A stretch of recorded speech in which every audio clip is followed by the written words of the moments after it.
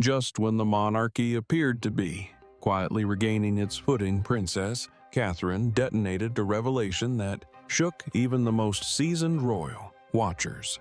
A fourth baby after illness, after withdrawal, after whispers of silence. But this wasn't just about life returning.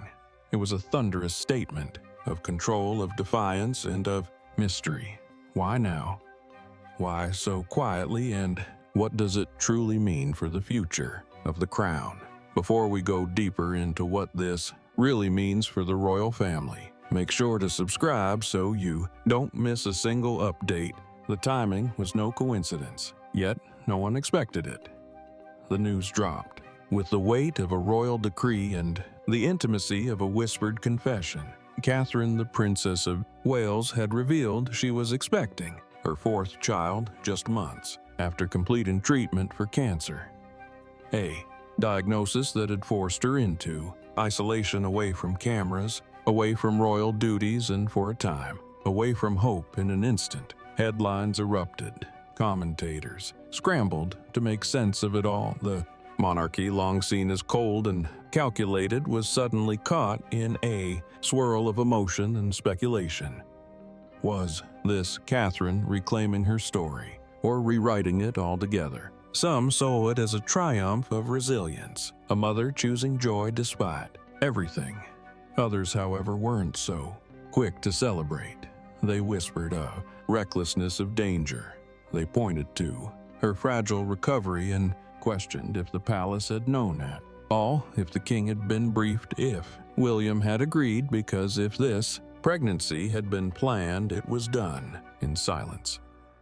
And if it hadn't, then its implications were even more seismic. Social media split in two. Half the world praised her courage, calling her the Phoenix Princess rising from illness with the fire of new life. The other half wasn't convinced. Conspiracy threads spread like wildfire. Was this a distraction, a calculated move to redirect public focus from the king's deteriorating health? Was it even real? Behind the polished palace walls, the atmosphere grew heavy. Internally, divisions began to form. Senior aides were blindsided. Some were reportedly furious at having been kept in the dark. Others feared the narrative would spin out of control. And through it all, one woman, the woman at the center of this storm, remained composed, silent, unapologetic. The press never once to wait for permission speculated endlessly. Would it be a boy, another cheeky prince to match Louis and George, or a girl, a mirror of Charlotte, perhaps, born under a different light? Would this baby realign the royal succession, or merely deepen the already fraught dynamics within the firm? Whatever the answers, one thing was clear. This wasn't just about a baby. It was about power perception and a woman who refused to be defined by the script she was handed. But to understand how one woman's womb could stir such royal unrest, we must rewind to the shadows, where silence wasn't peace, but a carefully calibrated pause. Before the news broke, there was only silence. Catherine vanished from the public eye, and in her absence, fear took root. Not even the most relentless paparazzi could track her. No hospital, leaks, no distant glimpses, only a growing sense that something deeper, darker, was unfolding behind palace gates. The silence was deafening. At first, it was explained away, a routine retreat time with family privacy after recovery. But then, the weeks passed. One event skipped, then another. Easter came and went, without so much as a shadow of the Princess of Wales. Her absence became too loud to ignore, and when people began asking questions, no one from the palace seemed willing or able to answer. The public grew uneasy. Social media erupted with worry, while tabloid headlines grew bolder, more invasive, feeding off the void left behind. Yet, even the most aggressive outlets found themselves stonewalled. There were no credible sightings, no medical updates, no insiders leak in reassurance, only a chilling Instruction whispered to a select few, "Stay quiet," and with that the rumor mill went into overdrive. Behind the scenes, the palace was in full lockdown. Royal aides, usually quick to brief off, the record reportedly clammed up. William continued his public engagements, but something had shifted. The confident, composed air now appeared tense, distracted. At one event, cameras caught him, hesitating mid-sentence, blinking back. Emotion, body language analysts speculated, but one thing was undeniable. He looked like a man, carrying a weight he could no longer contain. The nation's memory wasn't short. It hadn't been long since Kate's cancer diagnosis stunned the world. A battle she had fought quietly with dignity, but also with fragility. Now the fear returned. Was she ill? Again, had the treatment failed, the country, already shaken by King Charles's ongoing health decline, braced for the worst. People feared a second heartbreak was quietly unfolding behind closed doors. And then came whispers, quiet, frantic whispers, unconfirmed reports of Catherine being seen entering the private clinic under heavy security, rumors that she had collapsed at home, that William had cleared his schedule to remain by her side. The palace said nothing, and that nothing said everything. Speculation turned darker. Some tabloids hinted at a miscarriage, others claimed a psychological breakdown and emotional fallout from months of illness and pressure. Conspiracy theorists took it, further suggesting the pregnancy had never existed at all, or worse, that the palace was preparing for a public tragedy they couldn't yet explain. But what the public didn't know, what even royal staff hadn't fully pieced together, was that something far more complex was in motion. Not a tragedy, not a breakdown, but a secret, one that Catherine was guarding with every ounce of strength she had left.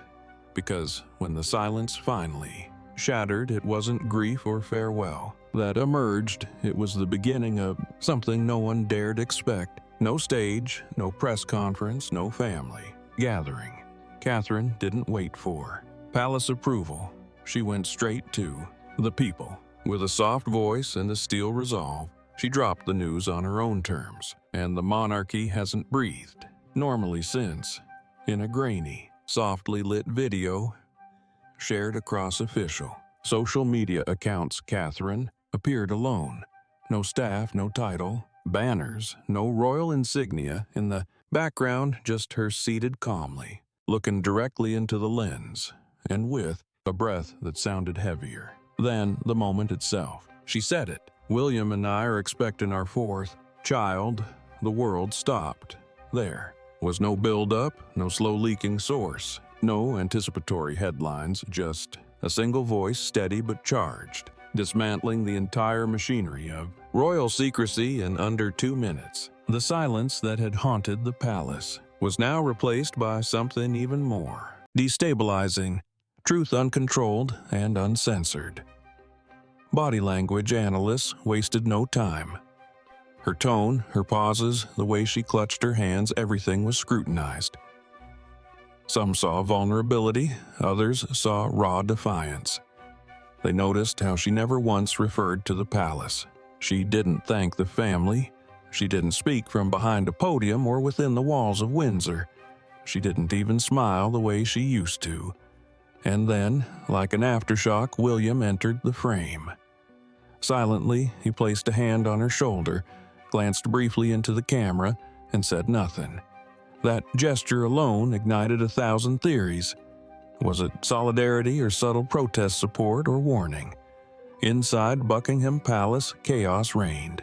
Officials scrambled to draft a statement, one that didn't exist yet because they hadn't been told.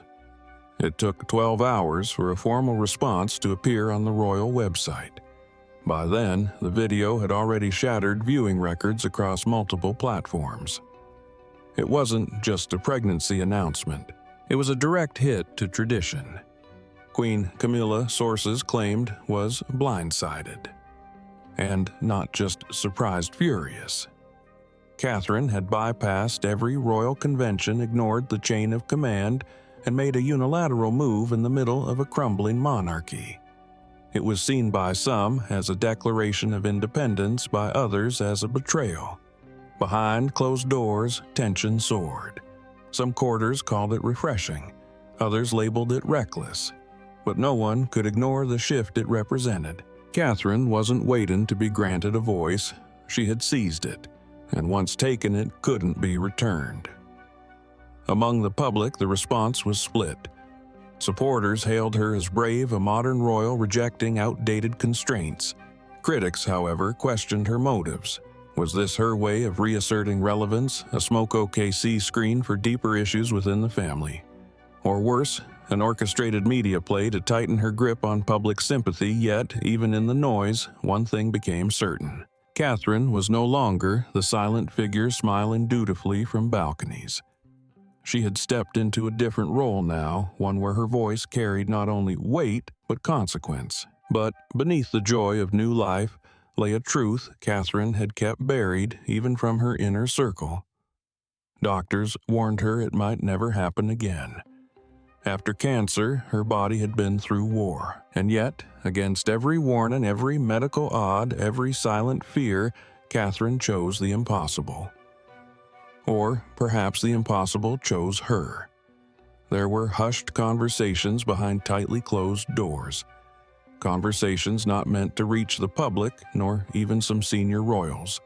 After undergoing months of chemotherapy, her doctors had made it clear another pregnancy would be extraordinarily high risk. The toll on her body had already been immense, and her recovery, while inspiring, was still fragile. Every medical professional around her agreed this was not the time, and maybe it would never be. But Catherine, known to the world as the calm, composed Princess of Wales, was quietly wrestling with something far more powerful than clinical caution. Longing not just for another child, but for closure, for redemption, for a kind of healing no medicine could offer. Behind the public silence, behind the palace walls and public statements, there was turmoil. Leaked fragments of medical documents, whispered to select journalists, revealed discussions of hormonal fluctuations, warning signs that had once terrified her physicians. A storm was stirring inside her, physically and emotionally. And yet she chose not to retreat. Instead, she leaned into something else, something deeper. In recent months, Catherine had become almost spiritual. She was seen quietly entering old chapels across the countryside, slipping into pews unnoticed away from royal fanfare. She reportedly visited a private retreat known only to a select few in her inner circle, a place where she found solace away from the burden of duty. It wasn't about faith alone. It was about strength, about reclaiming her voice, her body, her choice. And still, even as her parents, Michael and Carol, tried to persuade her to slow down, Catherine stood firm. Carol, always her pillar, feared the risks. Michael, ever the quiet anchor, urged caution. But Catherine had already decided. This wasn't about protocol. This wasn't even about legacy. It was personal. Sources say the moment she discovered she was pregnant again, there was no hesitation, only tears. A mix of joy and fear, of relief and defiance. She didn't ask for permission. She didn't consult a panel of doctors. She made a decision with her heart, not with her rank. And that's what made it so dangerous. Because to some, within the firm, this wasn't just another royal pregnancy. It was a rebellion. A royal woman making a choice based not on optics, not on duty, but on desire, on faith, on freedom. And in her decision to carry life once more, Catherine unknowingly lit a fire under the already fracturing House of Windsor. Behind every royal smile is a battlefield. And this time, Queen Camilla drew the first sword. Catherine's pregnancy wasn't just unexpected, it was threatening. A younger royal beloved and blooming again, while Camilla's power began to quietly wither. So she called a private meeting, and then all hell broke loose.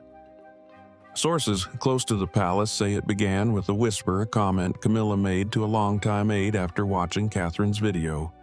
She's stolen the moment. She reportedly said that whisper turned into a warning, and within days she was behind closed doors with King Charles. Her voice was low, but her message was sharp. This will overshadow us. Camilla had spent years clawing her way into public favor. She endured scandal, endured whispers, endured being the villain in Diana's legacy. And just when it seemed the nation had learned to tolerate her reign, Catherine came back from the edge of illness glowing pregnant and more adored than ever. It wasn't just unfair. To Camilla, it was dangerous. Behind the gilded walls, tension exploded. In an unconfirmed but widely circulated report, Camilla confronted William. Their conversation, described by insiders as frostbitten, centered on protocol. Camilla accused Catherine of undermining the monarchy. William, never one to raise his voice, stood firm. "She doesn't answer to you," he reportedly replied. And in that moment, a decades-old divide reopened between Charles's world and Diana's legacy. The fear wasn't just personal, it was political. With Catherine's announcement, public sympathy swerved sharply in her direction. A mother, a survivor, now a symbol of hope. Camilla, in contrast, was once again cast as a stepmother clinging to a throne not built for her. Courtiers noticed the shift. Letters flooded the palace not for the king, not for Camilla, but for Catherine. And it stung. King Charles, weakened by illness and reluctant to referee the fire, remained mostly passive. His absence from decisive action only deepened the split. Aides began choosing sides, some loyal to the old guard, and Camilla's circle others quietly aligning with the younger rising royals. Meetings became tense. Instructions were contradicted. One insider described the atmosphere as a silent war with silver teapots. And then came whispers that Camilla had a plan not to fight Catherine publicly. That would be disastrous, but to contain her behind the scenes. Discussions reportedly began to scale back Catherine's future engagements, limit her public profile, redirect media attention elsewhere, but controlling the narrative proved harder than expected. The public wasn't interested in decorum. They wanted Catherine. What Camilla may not have understood is that this wasn't about appearances anymore. Catherine's quiet strength, her unfiltered message had cut through years of protocol. The monarchy was shifting, not through declarations, but through emotion, through connection, and that terrified the palace's traditionalists. But the real battle wasn't about events or appearances. It was about legacy, and it had already reached the next generation. They were born into the fairy tale, but they're growing up in the fallout. As Kate's fourth child draws headlines, George and Charlotte are forced to navigate a world where innocence is no shield and legacy is a battlefield. And in private, their tears reveal what the public never sees.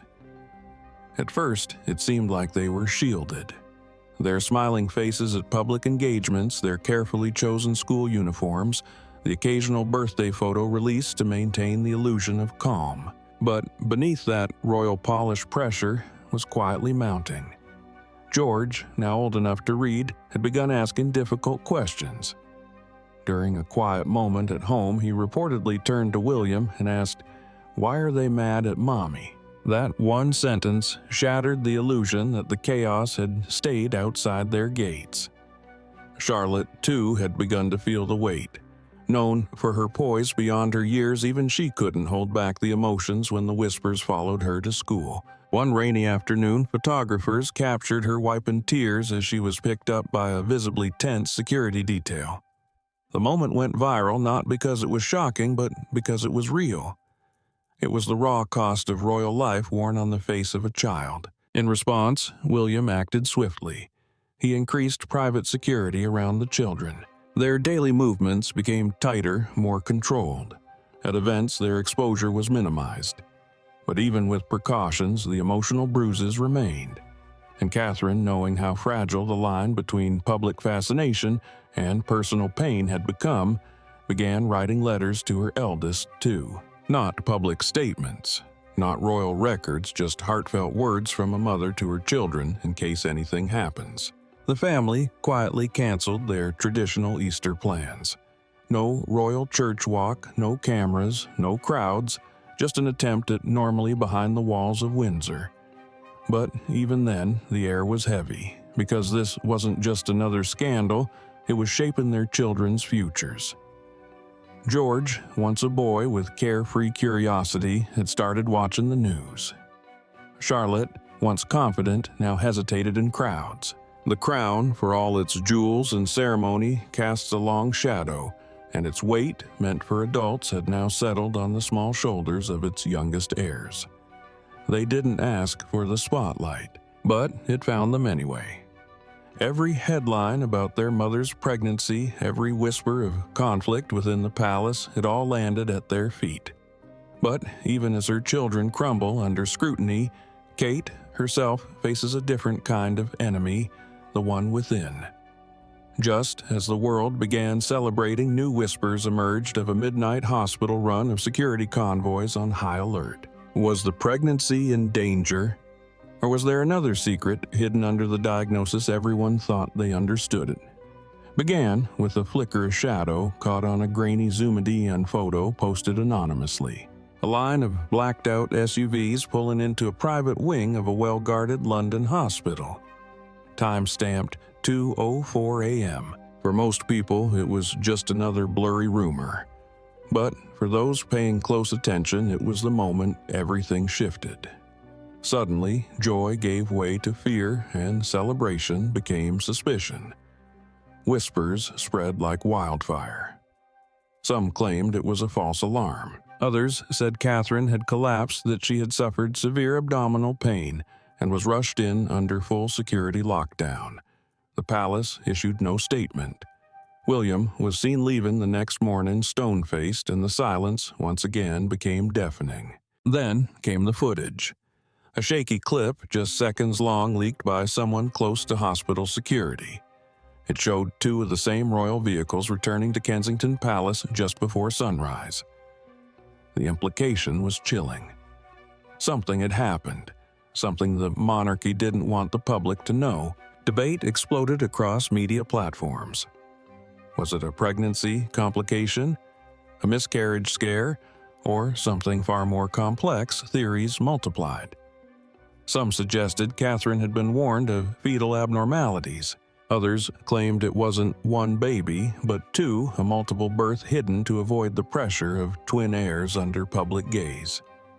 And yet, no confirmation came, only more silence. Then, in a move that only intensified the speculation, Catherine canceled her next public appearance, one that had been highly anticipated, a mental health roundtable with key advocates. The palace offered only a vague line on doctors' advice, but for a public already drowning in rumors, it was fuel to a fire no one could contain. Medical experts, previously quiet, began speaking out. One pointed out the risk factors of a post-cancer pregnancy, how it could trigger hormonal imbalances, elevate blood clot threats, or even impact long-term prognosis. Another questioned whether the pregnancy had ever been viable to begin with, citing the long gaps in appearances and the sudden shift from joy to retreat. Every unanswered question became a headline. Every silence from the palace a conspiracy. Was the monarchy covering up a medical emergency, or were they stalling to manage a truth too explosive to release without careful spin? Still within all the noise, one fact stood tall. Catherine had vanished again, and in her absence, the world could do nothing but guess and wait. But before the story could spiral further, Catherine returned, and what she said next turned speculation into global uproar. She looked straight into the lens and said the unthinkable. Not a palace script, not a polished press release, just a woman, a mother, and a future queen speaking her truth. And with that single confession, Catherine upended everything we thought we knew. The video dropped without warning, no fanfare, no announcement, just a notification that appeared across royal channels with a single caption from me. And, in it, Catherine sat alone, visibly paler, her eyes heavy but resolute. Her voice trembled only once when she spoke the words no one expected. "I'm carrying twins." For a heartbeat, the world froze. Then came the wave, an emotional global tidal wave of reaction.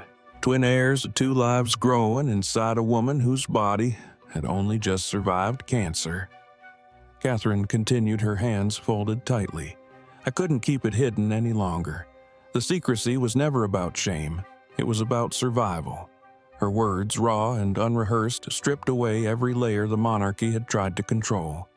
She admitted the truth that the pregnancy had nearly broken her, that doctors warned her daily of the risks, that she'd spent nights unable to breathe, gripped by fear. And still she chose to carry both children. Not because it's easy, not because I have to, but because I want them to know they were never a mistake. They were my decision, my hope. Public response was instant. Hashtags erupted worldwide. Hashtag chosen twins. Hashtag Kate strung. Hashtag royal truth. News anchors struggled to keep a pace as social platforms flooded with tributes, prayers, and debates. For the first time in decades, the monarchy felt human, terrifyingly vulnerable, and astonishingly real. But inside the palace, the fallout was seismic. William's scene the following day, at a scheduled engagement, appeared rattled. The normally composed Prince of Wales was visibly distracted, his answers curt, his smile forced. Body language experts called it an emotional rupture too deep to conceal. And Queen Camilla, she called her appearance entirely, citing fatigue. But insiders whispered otherwise. Her absence wasn't exhaustion, it was damage control. The announcement had eclipsed everything. In one confession, Catherine had shifted the axis of the royal narrative and there was no turning back. But perhaps the most haunting moment came at the very end of the video. Catherine, silent for a beat, then looked into the camera with unwavering clarity. Whatever happens, she said, they will know they were chosen. The words echoed not just as a mother's vow, but as a warning, a reckoning, a legacy already being written. And as the dust settled, one final twist remained. One that would shake the future of the monarchy to its core. What happens when love and legacy collide with two unborn royals, a fractured monarchy, and a nation watching every move? Kate and William now face their greatest test yet. And the fourth baby might just be the catalyst that crowns or crumbles the future of the House of Windsor. In the wake of Catherine's twin revelation, the monarchy has found itself at a crossroads no tradition could prepare for. Behind the walls of Buckingham Palace, conversations once unthinkable are now unfolding with urgency and unease. Royal advisors are sharply divided. Some argue the situation demands a formal reshuffling of the line of succession. Others insist that doing so would expose cracks the monarchy has spent decades trying to seal. After all, what place do twin heirs hold in a system built for singular inheritance? Whispers of emergency briefings circulate through diplomatic channels. Legal experts have allegedly been called in to quietly assess what would happen if Catherine were to deliver identical male heirs, an unprecedented complication for a system that depends on clarity, not chaos. What if birth order becomes a matter of national interest? What if the royal future is decided not by destiny but by minutes? And then there's William, torn between the weight of centuries and the needs of his own family. Those close to him say he's become increasingly withdrawn, more guarded. He knows the demands of the crown, but he also knows what it did to his mother. And now, watching the woman he loves bear not only life, but history's crushing weight, he's questioning whether he can protect both his family and the institution he's bound to lead. Catherine, meanwhile, has quietly retreated. Doctors have ordered her into near total privacy for the remainder of her pregnancy. Public events canceled. Communications tightly managed. The palace says it's for her health, but many suspect the strategy is also about control, about limiting visibility, muting speculation, and preparing for a birth that could rewrite royal history. Inside the palace, the power struggle is no longer just about people. It's about ideology.